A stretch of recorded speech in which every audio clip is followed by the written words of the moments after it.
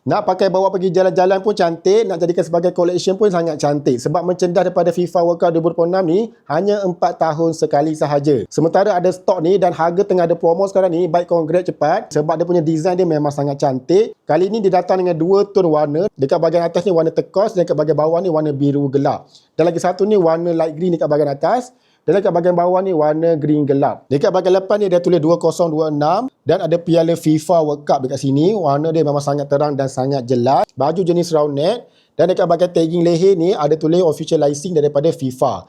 Dan dekat sini pun ada lining FIFA World Cup. Datang sekali dengan tagging official licensing daripada FIFA. Dan dekat bahagian belakang dia pun ada silver plate daripada FIFA. Dekat bahagian tagging tepi ni pun ada tulis FIFA World Cup 2026.